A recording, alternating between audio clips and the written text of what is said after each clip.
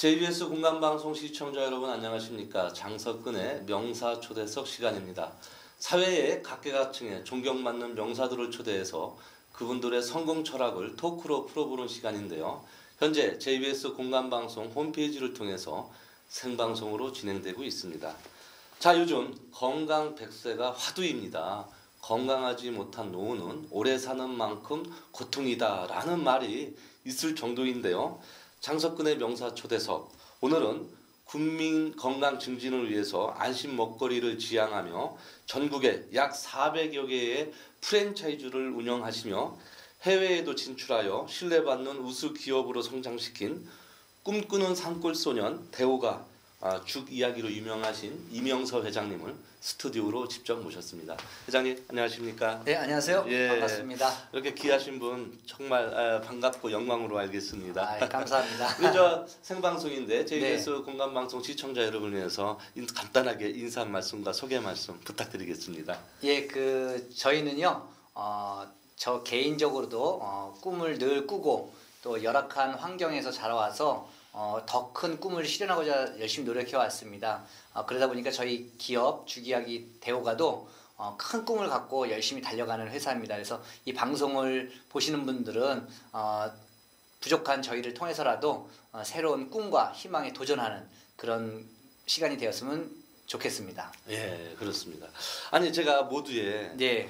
꿈꾸는 산골 소년이라고 이렇게 표현을 했습니다. 예. 아니 이게 무슨 말일까요? 꿈꾸는 산골 소년? 제가 태어난 고향은요, 경기도 양평입니다. 양평. 예, 양평인데 너무 깊은 산속이에요. 그래서 저희 집에서 양평 읍내까지 약 30리 그러니까 12km인데요. 이 12km를 초등학교, 중학교, 고등학교를 12년 동안 왕복으로 약 25km를 뛰어다녔어요.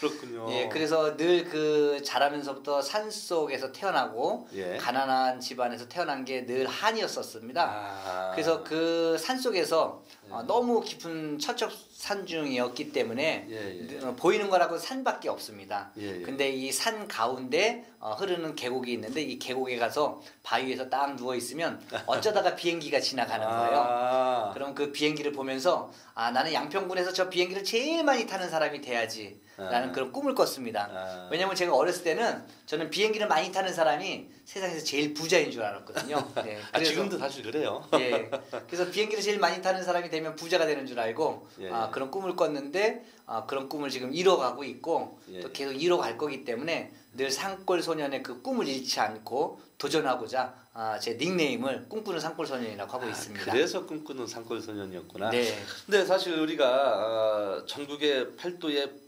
유명한 명소도 많고 관광지도 많지만 양평하면 사람들이 사실 수도권에서 멀지도 않을 뿐더러 굉장히 다른 건 몰라도 공기 좋고 뭐 대부분 뭐 시골 자랑하십시오. 그럼 공기 좋고 뭐 물 많고 뭐 인심 좋다 대부분 이렇게 이야기하잖아요.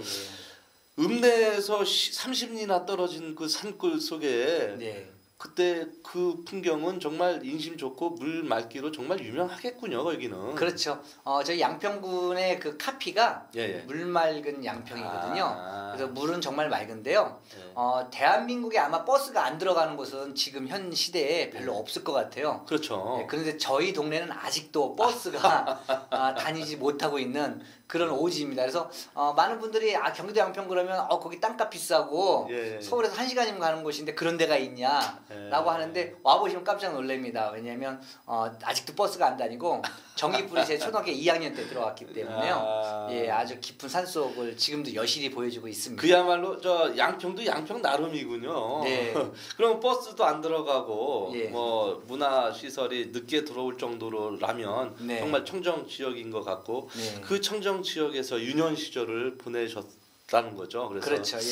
항상 보내면서 내가 꼭 그 꿈을 꾸는 그런 산골 소년의 기질을 그때부터 가지셨다는 이야기 같습니다. 그리고 지금도 이제 그 농사짓는 집이 있고 또 저희 부모님들을 그리고 장인 장모님 처가집까지 모셔다 놓고 같이 살고 있기 때문에 뭐 한 달에 4-5번 뭐 적어도 일주일에 한 번 정도는 꼭 양평을 가고요. 특히 예. 이제 농사철이 되면 바쁘기 때문에 더 많이 가고 있습니다. 그래서 매주 한 번씩 양평을 가면 지금도 어렸을 때 본 하늘이 그대로 있기 때문에 그 하늘이 그대로 있는 만큼 제 꿈도 늘 그대로 지키려고 노력하고 있습니다. 네, 그렇죠. 그렇게 정말 물 맑고 공기 좋은 정말 그 산골 소년이 예. 지금 정말 아까도 말씀드렸지만 400여 개나 되고 뭐 예. 중국이라든지 싱가포르라든지 미국이라든지 일본 예. 이런 곳에 아주 프랜차이즈 사업을 확대를 하신 우리나라 대기업이라고 해야 되나 하여튼 뭐 우리나라 신지식인에 이렇게 해당되시는 또 분이기도 네. 하시는데 사실 중리학이 이 프랜차이즈 사업 지금 규모가 어느 정도입니까? 지금 저희가 국내에는 매장이 한 400여 개 있고요. 네. 그리고 현재 이제 일본, 미국, 예. 싱가포르, 예. 중국에 진출되어 있는데요. 예. 중국은 현재 한 32개 정도 있는데요. 예. 현재 한국 음식점 프랜차이즈들이 중국에 많이 가서 사실 실패를 많이 하고 있는데 예.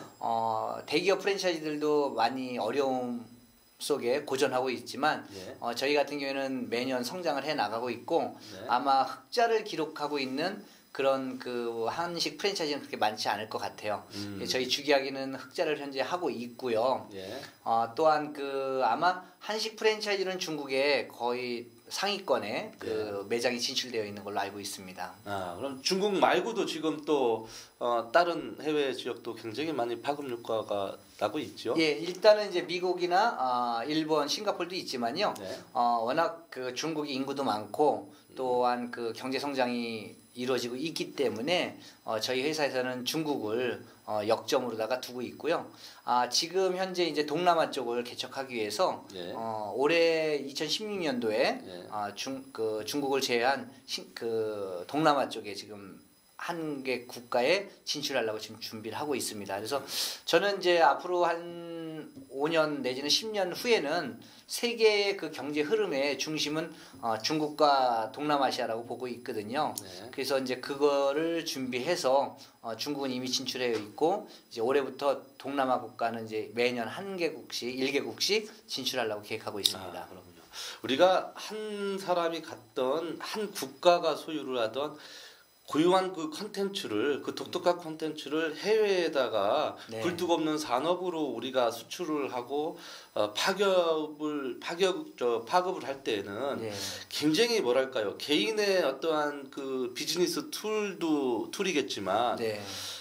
대한민국을 알리는 거잖아요. 대한민국에 있는 어떠한 우수한 문화 예. 그거를 예를 들면 죽이 됐던 어떤 네. 먹거리로 예. 대한민국을 알리는 건데 어떻게 보면 민간 외교적인 역할도 하고 있다 해도 과언은 아닐 정도인데 그렇습니다. 지금 한국의 제가 정부의 정책을 이야기한다는 것은 맞지 않을 수도 있지만 프랜차이즈 산업을 놓고 보면은 한국 정부에서의 그런 지원이나 네. 정책이 거의 없다시피 하고 있고요. 또한 정부나 아니면 또 한국 사회에서도 아직까지 이 프랜차이즈에 대한 인식이 썩 그렇게 좋은 편은 아니거든요. 그런데 이 프랜차이즈 산업은 정확히 얘기하면 지식 사업이기 때문에 다른 사업처럼 외국에 나갈 때 해외 진출할 때 막대한 자금을 갖고 가서 네. 공장이라든가 이런 걸 설립하고 네. 그러므로 해서 자금이 많이 들어가는 것이 아니기 때문에 네. 사실 프랜차이즈 산업 같은 분야를 해외 진출하는 것이 굉장히 저는 이득이라고 생각을 하고 있어서 네. 좀 더 정부에서의 정책이 좀 뒷받침이 된다라면 네. 큰 국가의 경쟁력의 효자 산업이 될 수 있을 거라고 생각합니다.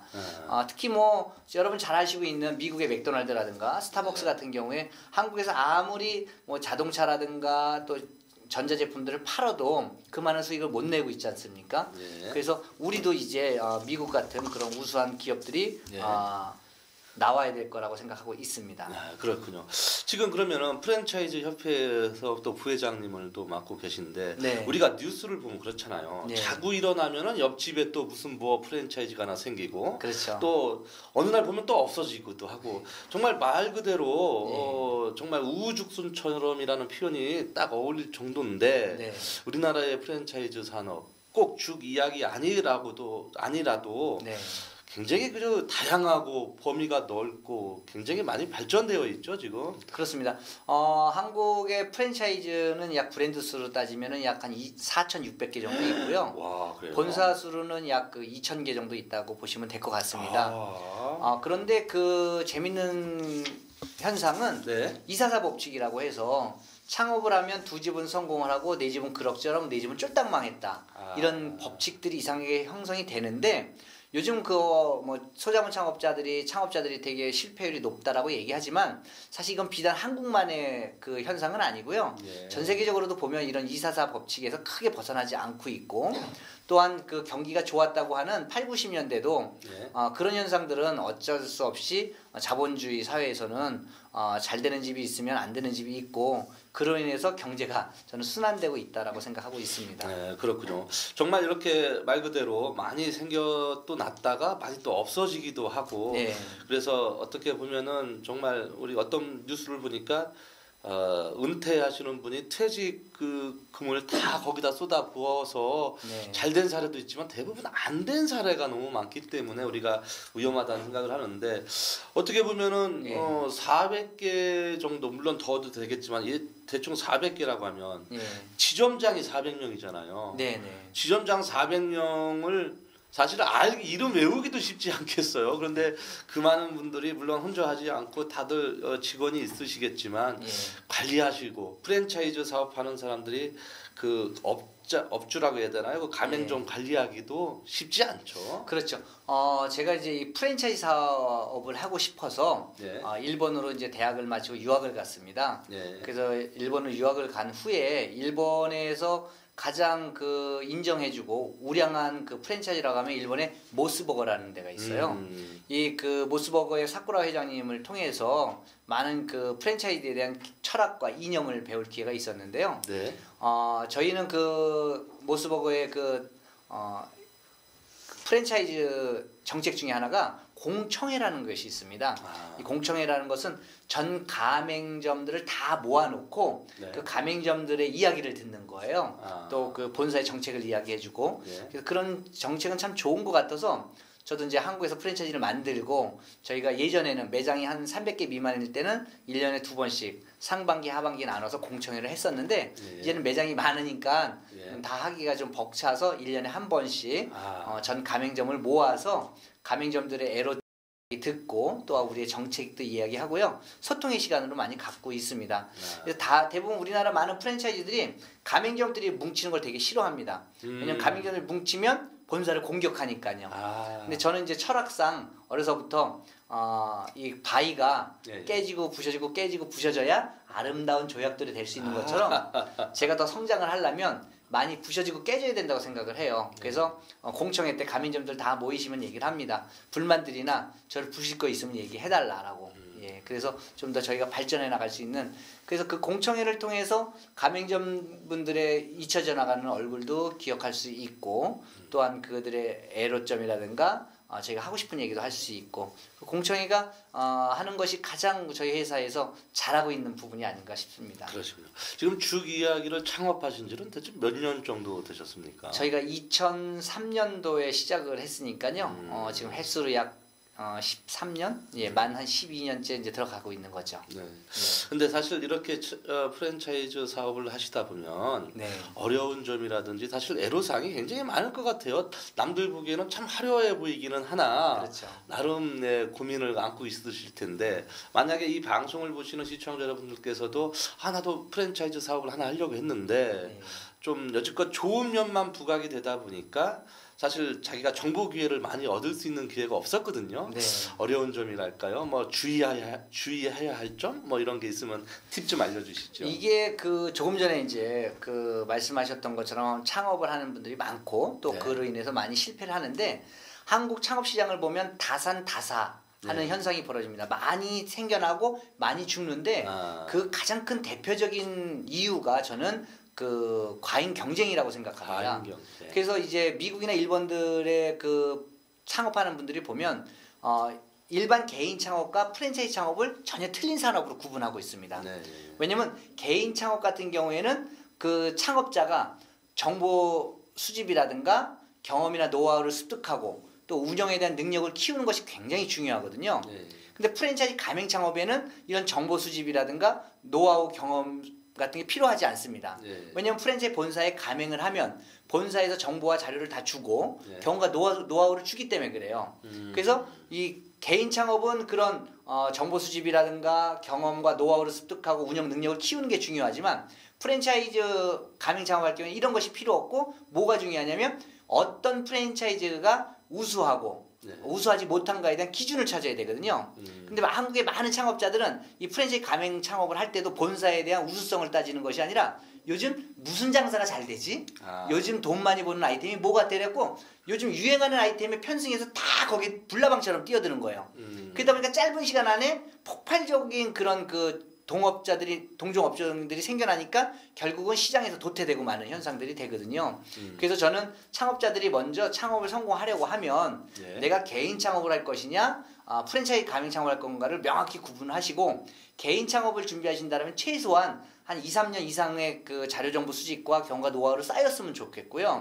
프랜차이즈 가맹 창업 같은 경우에는 좀 더 힘들어도 발품을 팔고 어떤 프랜차이즈 본사가 좋은지 비교 분석을 하고 다니는 게 굉장히 중요합니다. 그렇군요. 그런데 그냥 다니면 안 되고 프랜차이즈 본사가 어떤 회사가 우수한가에 대한 기준점을 정해놓고 다녀야 되겠죠. 그래서 저는 이런 부분들을 창업자들이 좀 염두하셨으면 좋겠고요. 지금 말씀하셨던 부분에 하나 더 좀 덧붙여서 이야기한다라면 저는 프랜차이즈 본사를 운영하는 사장 입장에서 보면 가맹점과 프랜차이즈 본사가 바라보는 측면이 틀려요. 그러니까 프랜차이즈 산업을 정확히 얘기하면 유통업입니다. 왜냐하면 본사의 물건을 가맹점을 통해서 소비자에게 넘어가기 때문에 유통업이라고 하거든요. 산업으로 볼 때는. 그런데 이 프랜차이즈 산업은 어떻게 보면 교육사업이에요. 본사의 경험과 노하우를 어떻게 가맹점주한테 잘 가르치고 그것을 전파시키느냐. 이게 중요하고 또 한 측면에 보면 법률 사업이에요. 본사와 가맹점이 계약서에 의해서 움직이거든요. 그래서 이러다 보니까 본사와 가맹점이 바라보는 게 좀 많이 틀려서 서로가 이해를 못하면 굉장히 법적 분쟁과 싸움이 일어나요. 그래서 저는 이제 가장 안타까운 게 뭐냐면 저는 전체 가맹점을 보는데 이제 가맹점들은 자기 매장만 보잖아요. 그렇죠. 제 입장에서 좀 변호한다라면 그래서 가끔은 이제 그런 것들에서 좀 가맹점주들이 힘들어하는 것도 보고 또 그로 인해서 저도 힘들고 느끼고 그런 것들이 좀 가장 프랜차이즈 사업하면서 힘들고 아쉬운 점이 아닌가 싶습니다. 그렇군요.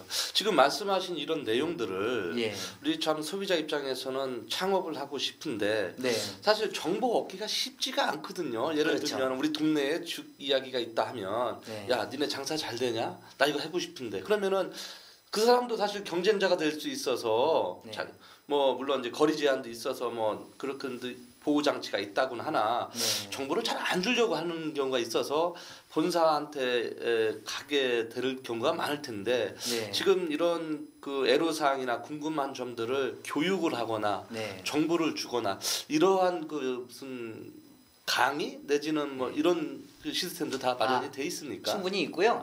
정부에서 운영하고 있는 소상공인 지원센터가 전국에 75개 정도 있어서요. 그런 데서 이 프랜차이즈 창업에 대한 그 자료나 정보를 얼마든지 얻을 수가 있고요. 제일 중요한 것은 프랜차이즈 가맹법이라는 것이 있어서 프랜차이즈 가맹법을 공정거래위원회에서 그 진행을 하고 있습니다. 맡아서. 그래서 그 프랜차이즈 산업을 하려면 저희 주기하기 같은 경우에도 공정거래위원회에다가 정보 공개서와 이 가맹 계약서를 갖다가 그 심사를 받아서 통과가 돼야 됩니다.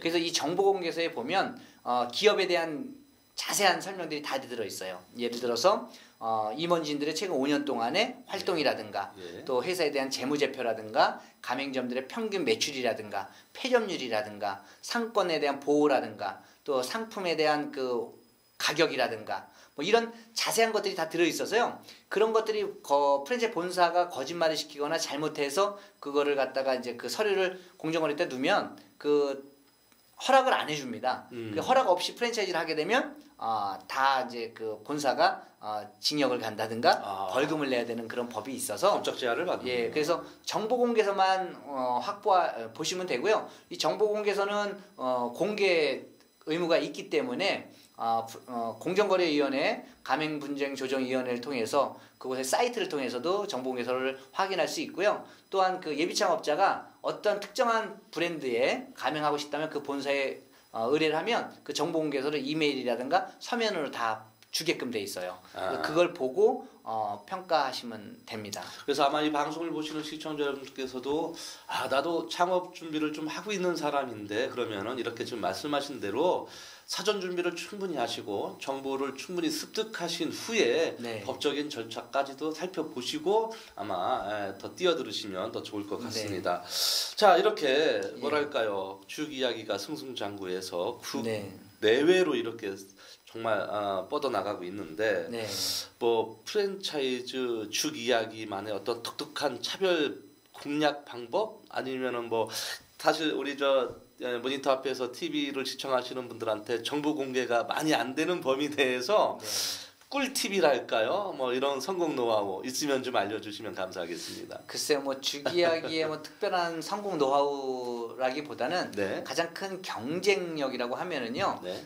저희 그 주기하기의 경영 철학과 이념은 네. 음식으로 사람을 이롭게 하자입니다. 음식으로 사람을 건강하게 하자라는 그 이념을 갖고 있어서요. 히포크라테스가 이야기를 하기를 음식으로 못 고치는 거는 약으로 고칠 수 없다라고 그렇죠. 얘기를 했거든요. 그만큼 우리가 섭취하는 음식이 되게 중요하다고 생각합니다. 그래서 음식 사업을 하고 음식 장사를 하는 분들한테 가장 중요한 것은 얼마만큼 좋은 식자재를 통해서 맛있게 음식을 제공하느냐가 되게 중요하다고 생각하거든요. 그래서 한국의 많은 프랜차이즈들이 수입산 그 전복 같은 걸 사용하는데 그런 거를 수입으로 갖고 오면은 전복의 그 관계 법에 의해서 내장 같은 걸 못 갖고 들어오고 살밖에 못 갖고 들어옵니다. 그렇죠. 그러다 보니까 이제 그 영양분도 많이 떨어지고 당연히 수입산이니까 가격이 약겠죠. 근데 저희는 뭐 그 완도산, 국내산 전복을 다 쓰고 있기 때문에 원가는 비교적 비싸고 또한 가맹점이나 본사의 마진은 약하지만 그래도 이런 것을 통해서 고객들이 더 건강해지고 만족을 한다면 그것이 바로 사업에 대한 기쁨이라고 생각을 해서요. 가능하면 이런 그 식자재를 국내산을 쓰려고 하고 제일 중요한 것은 저는 사업하는 데 있어서 가장 중요한 것은 상식과 법을 준수하는 거라고 생각하거든요. 그래서 이런 상식선에서 좋은 제품을 이제 그 구매해서 그것을 가맹점을 통해서 고객한테 제공하는 것, 이것이 가장 큰 경쟁력이고요. 아마 그로 인해서 그런 그 뭐 전복죽 같은 거라든가 이유식 같은 경우에는 국내에서 저희가 제일 많이 판매하고 있다라고 생각하고 있습니다. 네, 그렇군요. 어떻게 보면은 신선한 재료만이 성공 노하우의 가장 기본이라고 할 수 있겠고, 신선한 재료를 구매를 함으로 인해서 농가와 또 소비자와 프랜차이즈와 가맹점 모두가 다 일거양득이 되는 그런 시스템을 아마 갖고 계신 것 같습니다. 자, 이렇게 사업으로도 성공을 하셨고 또 뭐 많은 봉사활동도 하시는데 식품연구제조 청록원도 운영을 하시고요. 또 우리 뭐 대우가도 당연히 운영을 하시고 맥창업 정보 시스템이라는 회사도 운영을 하시고 또 교수님으로도 하시는데 영화배우가로도 이렇게 이력이 있어요. 영화배우는 또 무슨 얘기예요? 저는 초기에 제가 이야기 드린 것처럼 꿈꾸는 산골소년이잖아요. 네네네. 제가 어려서 그 계곡에 누워서 친구들한테 야 나는 양평군에서 비행기를 제일 많이 타는 사람이 될 거야 라고 하면 친구들이 이 뻥쟁이야 막 그러는 거예요. 그래서 지금은 야 네 말이 맞는 것 같아, 너가 꿈꾸니까 되는 것 같아, 이런 얘기를 지나가면서 하거든요. 근데 제가 학교 다닐 때 그랬어요. 야 나는 사장도 될 거야, 난 교수도 될 거야, 영화배우도 될 거야. 그러면 친구들이 야 이 뻥쟁이라고 맨날 저보러 임영서가 아니라 개영서라면서 뻥쟁이라 그랬어요. 근데 그때 이야기했던 것들을 제가 또 안 이루고 가면 안 될 것 같아서 제가 이 꼭 꿈을 이루어야겠다고 생각했고, 제가 원래는 연기자가 되고 싶었었어요. 게다가 이제 너무 먹고 살기 힘들어서 대학을 마치고 일본으로 유학을 가면서 일본 유학 가가지고 그런 생각을 했습니다. 제가 2018년이 되면 50살이 되거든요. 그래서 50살이 되기 전에 꼭 100억의 매출을 올리는 회사가 되면 다시 연기자에 도전하겠다. 근데 한국에 와서 사업을 하다 보니까 100억을 훌쩍 넘었는데 네. 먹고 사는데 지장이 없으니까는 이 연기에 대한 그 별로 집착력이 없더라고요. 그런데 이제 자꾸 나이가 이제 50에 가까우다 보니까 제가 잃어버린 꿈이 무엇인가를 보니까 그 연기에 대한 거예요. 그래서 지금 다시 시작해서 2018년도까지 뭐 어떤 연기에 대한 상을 못 받더라도 레드카펫을 밟는 것까지가 목표거든요. 그러시군요. 예, 그래서 그런 그 사소한 제가 이야기했던 거지만 그걸 안 지키면 그냥 진짜 뻥쟁이로 끝나지만 지키면 꿈돌이로 네. 성장하는 거니까요. 다시 한번 그 꿈꿨던 걸 이루고 싶어서 지금 하고 있습니다. 그러시군요. 자꾸 이렇게 변화 발전이 되는 그런 모습, 자아 실현을 위해서라도 이렇게 네. 발전하시는 모습입니다. 자, 좀 이야기를 다시 좀 돌려서 네. 사업을 이렇게 하시다 보면 네. 정말 대한민국에 사업가, 개인 사업가 굉장히 많잖아요. 예. 근데 우리 임 회장님의 갖고 있는 사업가로서의 어떠한 그 철학, 꼭 사업가가 지녀야 할 뭐 덕목이랄까요? 뭐 이런 게 있을 것 같습니다. 자기만의 어떠한 좌우명, 기준 무엇이 있을까요? 이명서 회장님의 표는? 저는 제일 중요한 것은 그 경영자의 철학과 이념 그리고 절제라고 생각을 합니다. 네. 그래서 그 조금 전에 이야기했던 것처럼 많은 그런 꿈이 있지만 네. 그것이 그 철학과 이념이 도덕적이고 네. 사회적이고 인륜적이어야 된다고 생각을 해서요. 네. 올바른 철학과 이념을 가지고 네.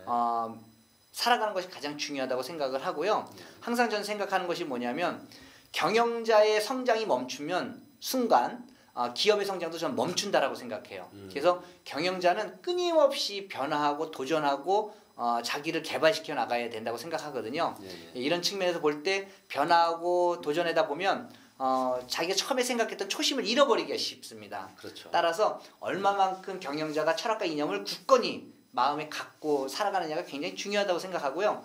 두 번째는 이 경영자는 삶이 흐트러질 수 있는 시간들과 그런 환경들이 많이 주어집니다.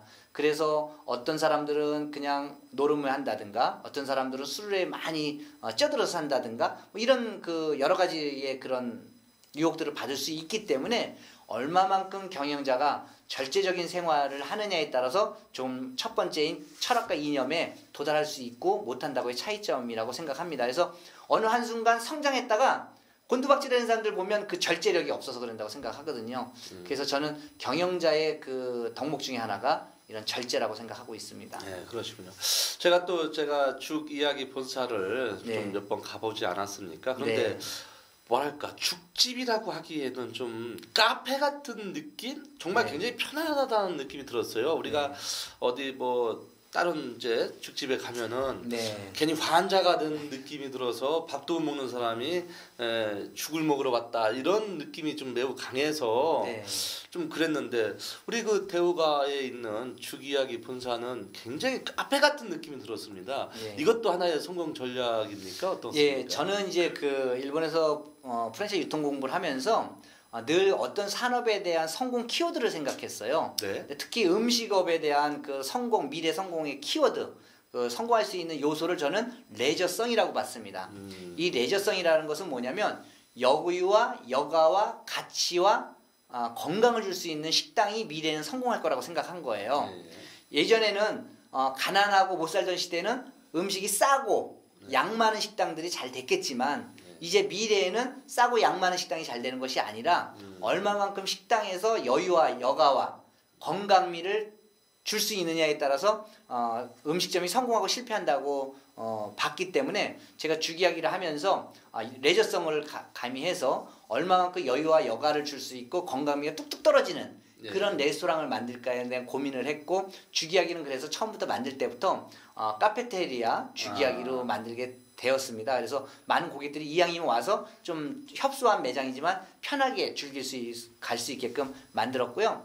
또 지금 해외에서는 저희가 주기약이라는 브랜드로 하지 않고 제이스토리라는 브랜드로 하고 있습니다. 그래서 이 제이스토리는 캐주얼 레스토랑, 한식 캐주얼 레스토랑입니다. 그래서 술을 제외한 한국의 건강 음식들을 갖다 팔고 있어요. 그래서 꼭 죽만 파는 것이 아니고 해외에서 보면 제일 많이 팔리는 것이 닭갈비 덮밥이라든가 돌솥밥이라든가 떡볶이라든가 돈가스라든가 이런 것들이 많이 팔리고 죽은 한 5위, 6위 정도 되고 있습니다.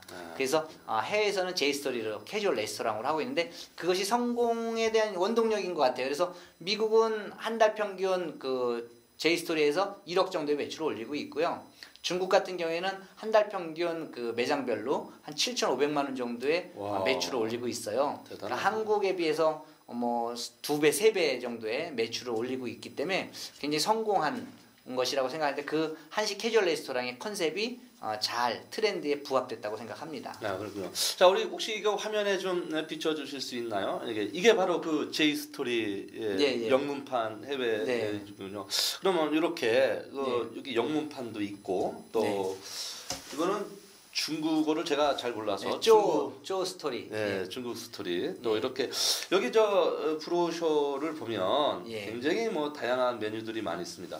메뉴 개발도 끊임없이 펼쳐지시죠. 뭐 그냥 다양하게 한두 가지가 아니라. 프랜차이즈 브랜드를 한국의 특성상 보면은 반드시 라이프 사이클이 있거든요. 그런데 이 라이프 사이클이 약간 그 쇠퇴할 때 얼마큼 좋은 신상품을 출시해서 그 신상품을 통해서 마케팅을 하느냐가 되게 중요하다고 생각합니다.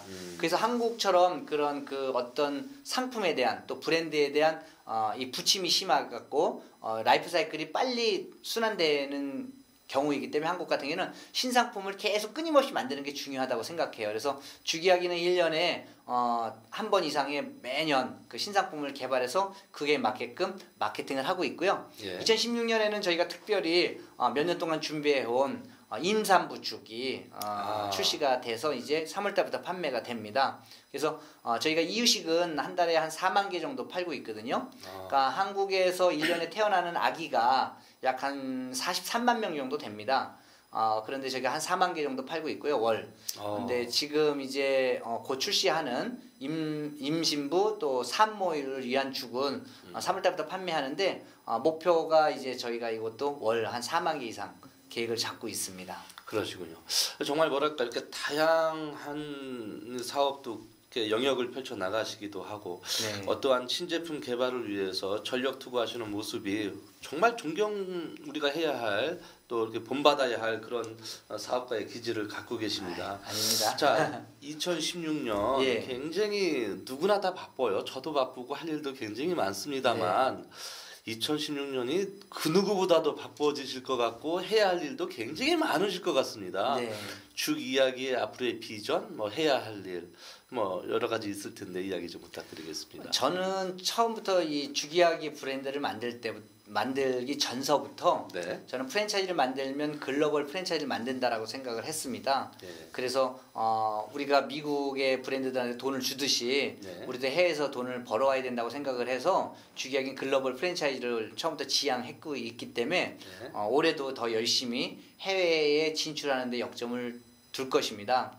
그리고 이제 국내적으로는 이제 죽 시장이 많이 포화 상태에 가고 있어서 이것을 극복하고 있는 것은 죽을 얼마만큼 이제 건강 개념으로 바꾸느냐거든요.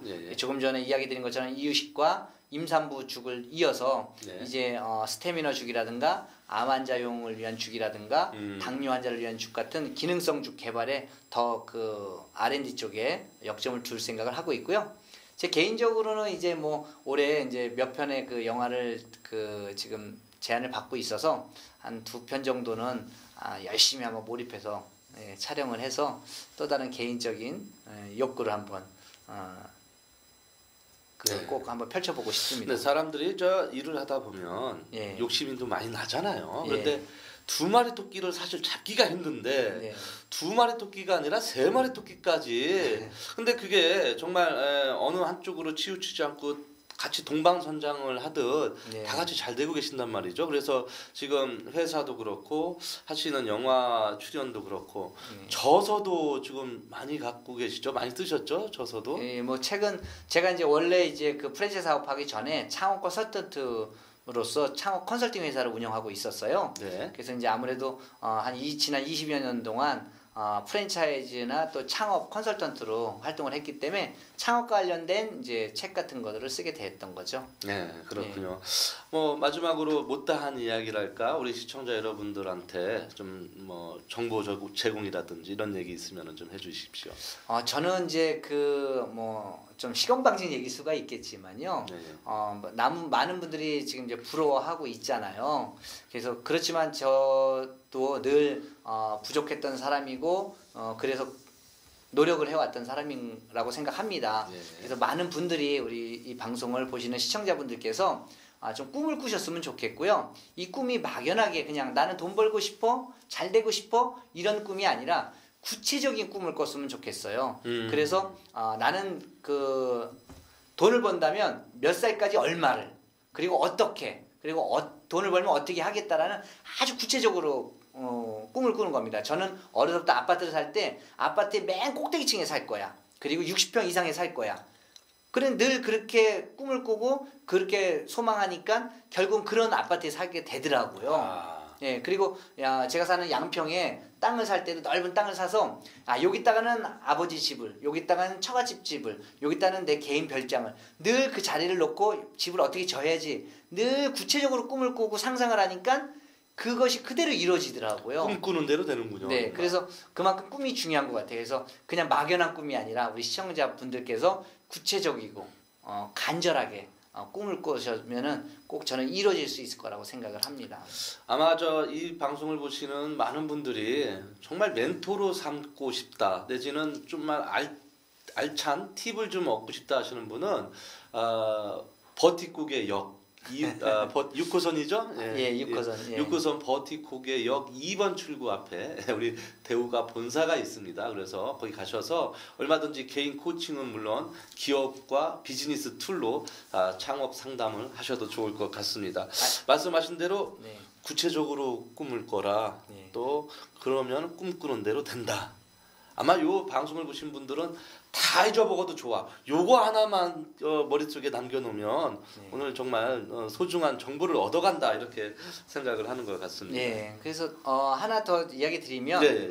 이제 좀 요즘은 이제 관계 소통이 네트워크가 중요하잖아요. 그렇죠. 근데 이제 그 소통의 도구가 SNS가 있지 않습니까? 네. 페이스북이라든가 트위터라든가 뭐 그 카카오톡이라든가 여러 가지들이 있으니까요. 그런 곳에서 그냥 제 이름을 임명서를 검색하시면 대부분 있고요. 예. 저는 이제 그 요즘 시대는 이 SNS를 누가 더 잘 다루느냐가 성공의 관건이라고 생각하고 있어요. 예. 그래서 크리스틴 앤더슨이 메이커스라는 책에 보면 성공의 기준을 3가지를 얘기했습니다. 첫째는 no money, 돈도 필요 없다. 네. 요즘 시대에는, 디지털 시대에는. 네. 두 번째, no degree, 학위 확벌도 필요 없다. 네. 세 번째, useful device, 누가 더 이 핸드폰이라는 스마트폰이라는 기기를 잘 활용하느냐에 딸려 있다고 얘기하고 있거든요. 예. 그래서 좀 내가 나이가 몇 살인데 스마트폰을 이렇게 하지 마시고요. 좀 SNS 가깝게 하는 것이 저는 성공의 그 중요한 부분이라고 생각합니다. 왜냐하면 2400년 전에 플라톤이 이런 말을 했어요. Does you tell the story, rule the world. 이야기를 말하는 자가 세상을 지배한다고 그랬거든요. 본인의 이야기들을 어떻게 말해요? SNS 통해서 말하는 겁니다. 그러면 결국 세상을 지배하는 거거든요. 그래서 예전에는 저희가 주기하기가 가맹점을 모집하려고 돈을 많이 써갖고 신문이나 라디오에 광고를 했죠. 지금은 돈 안 들이고 주기하기에 대한 이야기들을 SNS를 통해서 뿌리거든요. 돈 안 들이고도 똑같은 가맹점을 모을 수 있고 또 고객들한테 브랜드를 알릴 수가 있어요. 그래서 우리 시청자분들도 내가 나이가 몇인데 나는 그런 데 관심 없어 이러지 마시고 플라톤이 이야기한 것처럼 이야기를 말하는 자가 세상을 지배한다고 했던 것처럼 여러분의 이야기를 그런 디지털 시대니까 SNS를 통해서 뿌리면 저는 세상을 지배할 수 있을 거라고 생각합니다. 알겠습니다. 오늘 경영 철학부터 해서 여러 가지 홍보 마케팅 전략까지 좋은 이야기 해주셔서 감사하고요. 네. 어떻게 보면 이명서 회장님은 이렇게 한 편으로 끝날 분이 아니신 것 같아요. 앞으로 시리즈로 이렇게 계속 출연을 또 해주시면 감사하겠고요. 앞으로 조금 더 노력을 하시는 그 모습이 대한민국을 알리고 또 국위선양을 하는 일이라고 생각이 듭니다. 네. 개인의 어떠한 그 비즈니스도 좋지만 더더욱 많은 나라에 진출하셔서 대한민국을 알리는 이런 큰 역할, 교두보 역할도 좀 해주시기 감사합니다. 바랍니다. 오늘 출연해 주셔서 정말 감사하고요. 네. 더더욱 건강하시기를 빌겠습니다. 고맙습니다. 예, 감사합니다. 감사합니다. 자, 방송을 보신 시청자 여러분 어떻게 보셨습니까? 나의 이야기가 세상 이야기가 되고 그럼으로 인해서 많은 분들한테 선한 영향을 미치고 계시는 이명서 회장님이야말로 이 시대의 진정한 건강 지킴이가 아닌가를 생각해 보면서요. 많은 분들한테 기감이 된 그런 방송이었기를 빌어봅니다. 자, 장석근의 명사 초대석은요, 시청자 여러분들도 직접 나와서 출연도 하시고 방청객으로도 참여하실 수가 있습니다. 더더욱 많은 관심을 부탁드리겠고요. 다음 주에도 훌륭하신 게스트분을 모시고 시청자 여러분을 찾아뵙도록 하겠습니다. 시청해주신 시청자 여러분 감사합니다.